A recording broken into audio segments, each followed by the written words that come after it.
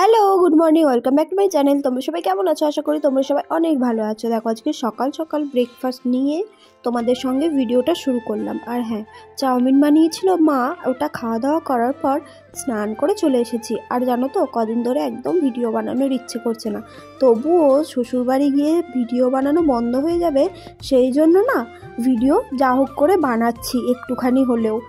আর আরেকটা আমি ভুল, সেটা হচ্ছে আমি মোবাইলটা যেটাতে স্ট্যান্ড করি সেটা ছোটো মাসিমণির বাড়ি ফেলে রেখে দিয়ে চলে এসেছি, সেই কারণে একটুখানি ফোন রাখারও অসুবিধে হচ্ছে। আর এবার বাবার বাড়ির ছুটি শেষ হয়ে আসছে, এটার জন্যও মনটা খারাপ।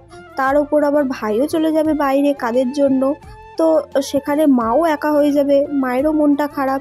এই সব মিলিয়েই আর কি আমাদের জীবন চলছে। তো এখন দেখো, স্নান টান করে নিয়ে রোজকার যা স্কিন কেয়ার থাকে সেগুলোই করতে শুরু করে দিয়েছি। আর যেন কোনো এনার্জি পাচ্ছি না, আর যেন ভালোই লাগছে না। আর হাতে গোনা কয়েকটা দিন বাকি থাকতে, দেখো কত তাড়াতাড়ি সময়টা কেটে গেল। আর যখন একা থাকি তখন মোটেই সময় কাটতে চায় না।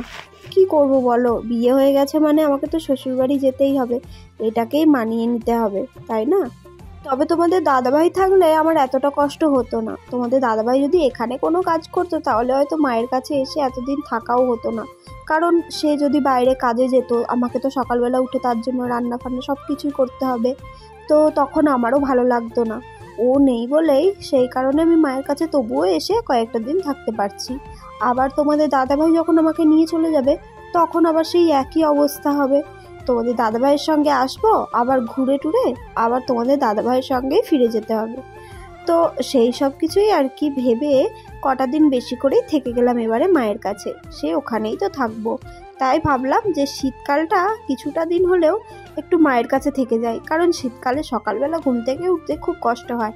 আর মায়ের কাছে আছি যখন, শীতকালে একটা দিনও তো 10টার আগে ঘুম থেকে উঠিনি। আর এইবার আমার ফেরার সময় হয়ে যাচ্ছে বলেও মা আর ঠিক করতে পারছে না যে কি খাওয়াবে না খাওয়াবে। দেখো, সকালবেলা তো চাউমিন করে রেখে গিয়েছিল দোকানে, আর আবার বিকেলবেলা বলেছে এসে মোমো তৈরি করবে। কি বলতো, আমিও চলে যাব, ভাইও বাইরে চলে যাবে, সেই কারণে দু ভাই বোনকে ভালো মন্দ করে করে খাইয়ে দিচ্ছে। আবার কবে ফিরবো তার তো কোনো ঠিক নেই, মানে আমি আবার কবে আসবো তার ঠিক নেই, আবার ভাইও কবে বাইরে থেকে ফিরবে, কাজ কবে শেষ হবে। তো সেই কারণেই আর কি ভালো মন্দ সব কিছু রান্না করছে। আর মা যখন আমাদের জন্য কিছু রান্না করে দেয় না, তখন বেশ ভালোই লাগে, তখন খুব আনন্দও লাগে। আর দেখো কি বাচ্চাদের মতো করছি, একটা ছোট ক্লিপ পেয়েছি, সেটাকে নিয়েই ঢং করতে শুরু করে দিয়েছি। আর এই ক্লিপগুলো বেশ ভালোও লাগে। দেখো, এখন একটুখানি ঘুম থেকে উঠে দেখছি যে মা মোমো তৈরি শুরু করে দিয়েছে, তো সেটা দেখে আমার যা কাজ ভিডিও করা, আমিও ভিডিও করতে শুরু করে দিয়েছি। তো তোমাদের দিকে অবশ্যই আমি কিন্তু জানাবো যে মোমোটা কীরকম হয়েছিল। মায়ের হাতেই প্রথম মোমো খেলাম আমি আজকে। এর আগে একদিন ট্রাই করার জন্য করেছিল, সেটাও ভালোই হয়েছিল, তবে সেটা তো আমি খাইনি। ভাই বলছিল যে সেদিনকেও ভালো হয়েছিল, আর আজকের মোমোটাও বেশ ভালো হয়েছিল। আর আমাদের সবার ক্ষেত্রেই মনে হয় এটা হয়, মা যদি ভালোবেসে কোনো খাবার জিনিস বানিয়ে দেয়, সেটা খারাপ হলেও কিন্তু অনেকটা টেস্টি লাগে, বা সেটা হয়তো অন্য কারোর কাছে ভালো লাগবে না, নিজেদের কাছে অনেকটা টেস্টি লাগে, কারণ তাতে মায়ের অনেকটা ভালোবাসা থাকে। চলো তোমরা পুরো ভিডিওটা দেখতে থাকো, আর আমি মোমোটা খেয়ে রিভিউ দেবো যে কেমন হয়েছে মোমোটা।